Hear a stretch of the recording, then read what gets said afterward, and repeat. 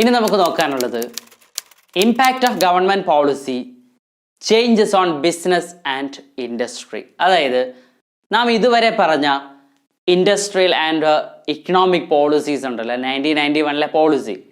ഈ പോളിസി എങ്ങനെയാണ് ഇന്ത്യയിലെ ബിസിനസ്സിലും അതുപോലെ തന്നെ ഇൻഡസ്ട്രിയിലും ചേഞ്ചസ് ഉണ്ടാക്കിയത്, അല്ലെങ്കിൽ എത്രത്തോളം ഇമ്പാക്റ്റ് അവർ ഉണ്ടാക്കിയിട്ടുണ്ടെന്ന് നോക്കാം. The very first one, increasing competition.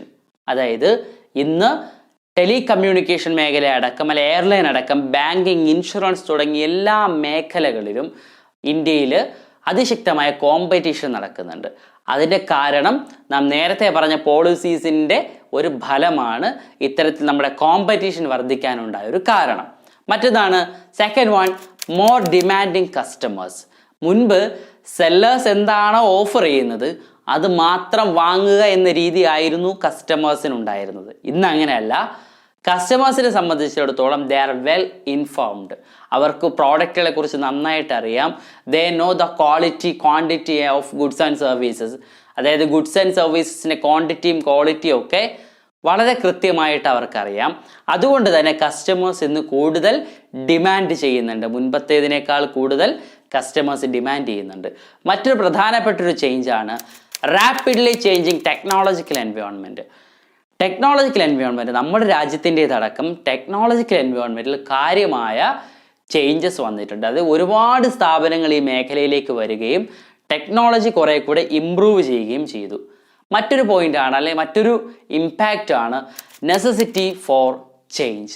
1991 new economic policy വരുന്നതോടുകൂടി മൊത്തം കാര്യങ്ങൾ ഡൈനമിക്കായി, മൊത്തം കാര്യങ്ങൾ ഇങ്ങനെ ചേഞ്ചിങ് ആയപ്പോൾ ഓരോ ബിസിനസ്സുകളും, ഇന്ത്യയിൽ നിലവിലുള്ള ഓരോ ബിസിനസ്സുകളും അവരുടെ പ്രവർത്തനം അല്ലെങ്കിൽ അവരുടെ മോഡ് ഓഫ് ഓപ്പറേഷൻ, അവരുടെ ഓപ്പറേഷൻസ് കുറച്ചുകൂടി ഇംപ്രൂവ് ചെയ്യാൻ തീരുമാനിച്ചു. ഇപ്പോൾ ഫോളോ ചെയ്യുന്ന രീതിയല്ല. There is A necessity for change. അതായത് മാറ്റം ആവശ്യമാണ് എന്നുള്ളത് ഇന്ത്യയുടെ കമ്പനികൾക്ക്, അല്ലെങ്കിൽ ഇന്ത്യൻ കമ്പനികൾക്ക് ബോധ്യപ്പെട്ടു. മറ്റൊന്നാണ് need for development of human resources. അതായത് ഹ്യൂമൻ റിസോഴ്സസിൻ്റെ ഡെവലപ്മെൻറ്റ് സംഭവിച്ചു. അതായത് ആളുകളുടെ സ്റ്റാൻഡേർഡ് ഓഫ് ലിവിങ്ങും അതുപോലെ തന്നെ അവരുടെ എഡ്യൂക്കേഷനും അവരുടെ കോമ്പീറ്റൻസും ഒക്കെ ഇംപ്രൂവ് ചെയ്തു. അതോടുകൂടി തന്നെ ഇന്ത്യയിൽ ഇപ്പോൾ ഹ്യൂമൻ റിസോഴ്സസിൻ്റെ ഡെവലപ്മെൻറ്റ് വേണം എന്നൊരു സാഹചര്യം എത്തിയിട്ടുണ്ട്. മറ്റൊരു കാര്യമാണ് മാർക്കറ്റ് ഓറിയൻറ്റേഷൻ. നമുക്കറിയാം മാർക്കറ്റ് ഓറിയൻറ്റേഷൻ എന്ന് വെച്ച് കഴിഞ്ഞാൽ ഇവിടെ മുൻകാലങ്ങളിൽ ബയേഴ്സ് എന്താണോ, അല്ലെങ്കിൽ പ്രൊഡ്യൂസേഴ്സ് പ്രൊഡ്യൂസ് ചെയ്യുന്ന സാധനങ്ങൾ നമ്മൾ വാങ്ങുക എന്നുള്ള രീതി ആയിരുന്നുവെങ്കിൽ ഈ മാർക്കറ്റ് ഓറിയൻറ്റേഷൻ വന്നതോടുകൂടി, അല്ലെങ്കിൽ പുതിയ ഇക്കണോമിക് കണ്ടീഷൻസ് അല്ലെങ്കിൽ ഇക്കണോമിക് പോളിസീസ് വന്നതോടുകൂടി എന്താണോ ബയേഴ്സിന് ആവശ്യമായിട്ടുള്ളത് അത്തരം പ്രോഡക്റ്റുകൾ എങ്ങനെയെങ്കിലുമൊക്കെ മനസ്സിലാക്കിയെടുത്തതിന് ശേഷം, അതായത് പല പല രീതികളിലൂടെ സർവേ നടത്തിയാവാം, അല്ലെങ്കിൽ പല പല രീതികളിൽ നമ്മുടെ പ്രൊഡ്യൂസേഴ്സ് മനസ്സിലാക്കിയെടുത്തതിന് ശേഷം ബയേഴ്സിൻ്റെ ആവശ്യത്തിനും ആഗ്രഹത്തിനും അനുസരിച്ചിട്ട് പ്രോഡക്റ്റുകൾ പ്രൊഡ്യൂസ് ചെയ്യുന്ന ഒരു രീതിയാണ് ഇപ്പോൾ ഉള്ളത്. മറ്റു പ്രധാനപ്പെട്ട ഒരു ഇമ്പാക്റ്റാണ് loss of budgetary support to the public sector.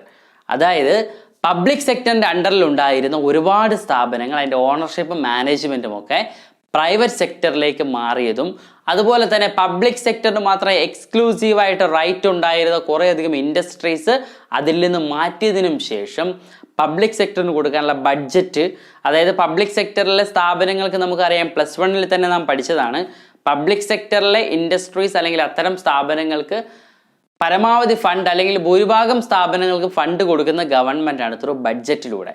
അപ്പോൾ ഈ പ്രൈവറ്റൈസേഷനും ഡിസ്ഇൻവെസ്റ്റ്മെൻറ്റും ഒക്കെ നടത്തിയതിലൂടെ അത്തരത്തിലേക്കുള്ള ബഡ്ജറ്ററി സപ്പോർട്ട് കുറയ്ക്കാനായിട്ട് സാധിച്ചു. ഇത്രയുമാണ് പ്രധാനമായിട്ടും നമ്മുടെ ന്യൂ ഇക്കണോമിക് പോളിസീസ് കൊണ്ടുവന്ന ഇന്ത്യയിൽ ഉണ്ടാക്കിയ ഇമ്പാക്റ്റ് അല്ലെങ്കിൽ സ്വാധീനം എന്നുള്ളത്.